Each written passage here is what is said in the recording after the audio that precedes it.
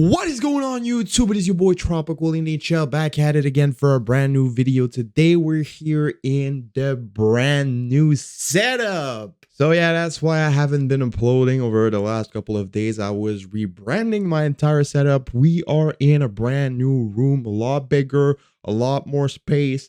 The lighting is a lot better as well. It's going to be a lot of fun this year in this room. We're going to be grinding. Let's go. Yeah, let me know what you think about the new setup in the comments section below. That would be amazing. Give me a grade out of 10. Let me know how you feel about it. Is it better than the other one, or was the other one better? Let me know. Let me know. And I know a lot of people will probably hate me for putting those two reverse retro jerseys, because apparently it's bad luck. But sometimes when you overcome the bad luck, it becomes luck. So with those two jerseys in the background, I can guarantee you success for the Montreal Canadiens. Instead of ignoring the bad luck, we're gonna fight through it. So yes, today we're here for a brand new video. We're gonna be talking about the two first games of the Montreal Canadiens rookie showcase. I mean, they played two games, one against the Buffalo Sabres and one against the Boston Bruins. We've seen a couple of interesting things. We're going to be talking about that today. I wanted to make the casual reviews like we've been doing for the last year and a half, but my setup was not ready to be used, so I had to wait.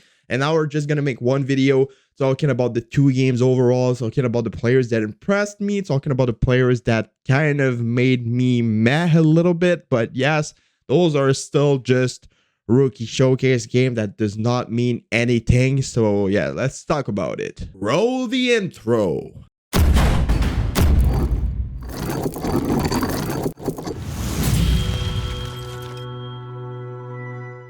So yes, today we're here, like I said, to talk about those two games, because we've seen a lot of things, and I've seen a lot of comments of people kind of overreacting about a lot of things.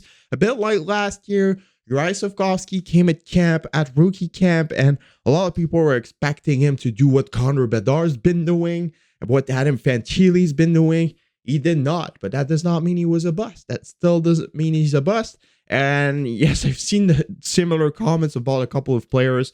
Similar comments about Meshar, similar comments about Reinbacher, similar comments about Logan Mailloux. And I'm just like, bro, you guys are overreacting. You're overlooking at this. And yes, Reinbacher was not the best he could have been. Probably nervosity, probably anxiety. He was probably nervous. It was his first time playing in North America as an 18-year-old player. He's from Europe. He needs adaptation.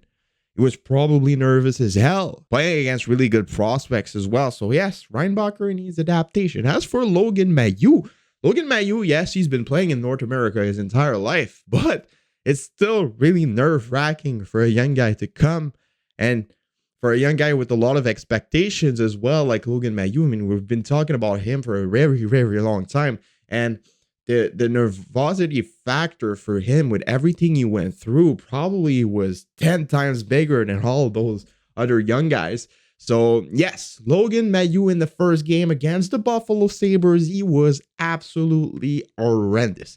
I filmed my reaction for those games. I'm probably going to post the clips on TikTok here and there. By the way, if you don't follow me on TikTok, go follow me. It's Tropical NHL. I'm going to be posting reaction clips of me watching the Montreal Canadiens for the entire season. So if you want to see those clips, it's going to be on TikTok. So yes, Logan Mailloux was absolutely horrendous in that game. But in the second game he played, he was a lot better. He looked more comfortable. He looked a lot more confident. He kind of showed more what his abilities are. Is he ready to play in the NHL? With what I've seen so far, I'd have to say no. But that doesn't mean that he's not going to get better in the next game he'll play in training camp, in preseason. Like, he still has room to adapt, to adjust, to be more comfortable, and to be better. Because the hardest part to make the transition into the NHL is adaptation, mental adaptation. Some players are good enough to play in the NHL, but they're not able to adapt mentally. And it's the hardest part to do. Once you're able to mentally adjust to everything that's going on, most times you're successful. Because talent is not the only thing. You need to be mentally strong to play in professional hockey and in professional sports in general. Some players adapt faster, some other players take more time. Some of them never succeed to go through that and be better mentally. Because when you're drafted in the NHL, in the first round, in the second round, in the third round, even in the seventh round, it means that you're talented enough to be there. The only thing that's lacking for some of the players is mental adaptation.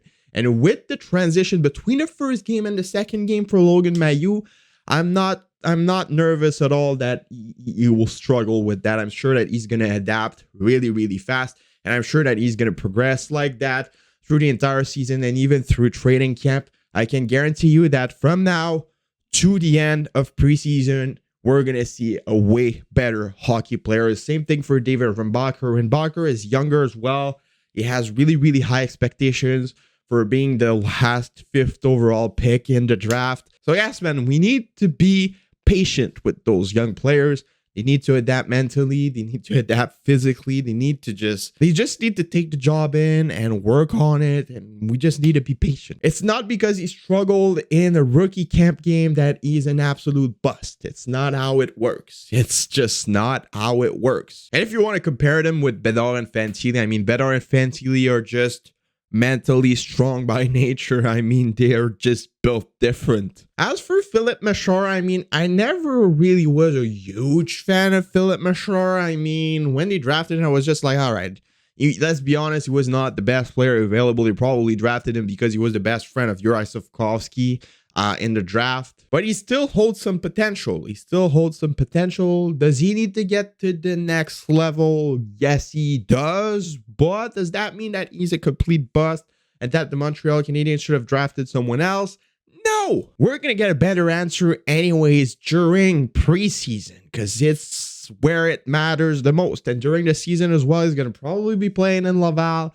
That's where we're going to get most of our answers. As for players that impressed me a lot, we're going to start on the defensive side. I mean, William Trudeau was absolutely amazing.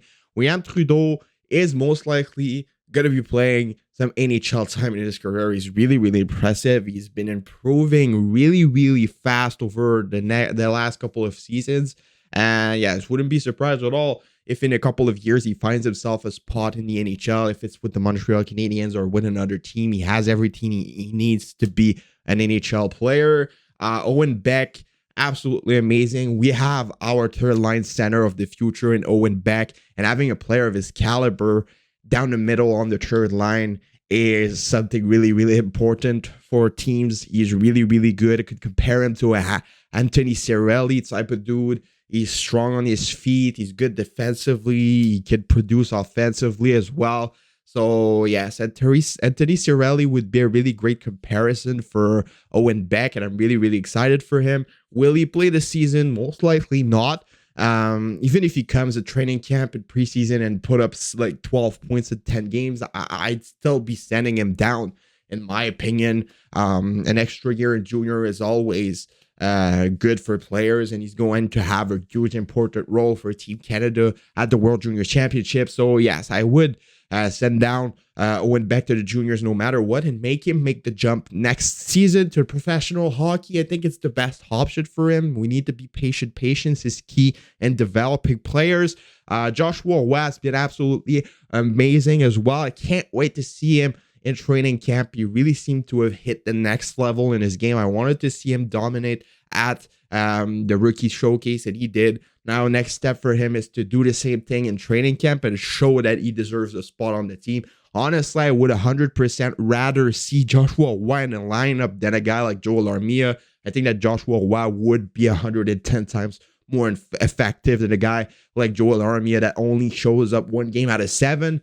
So, yes, Joshua Roy is a guy that I'm going to keep an eye on for training camp, and I'm sure that he's one of the guys that could end up fighting for a spot in opening night for the Canadiens. As for Emil Heineman, I've been a bit disappointed of Emil Heineman. I expected him to dominate a lot more, but he's the type of player that's better with NHL type of player, with professional hockey players.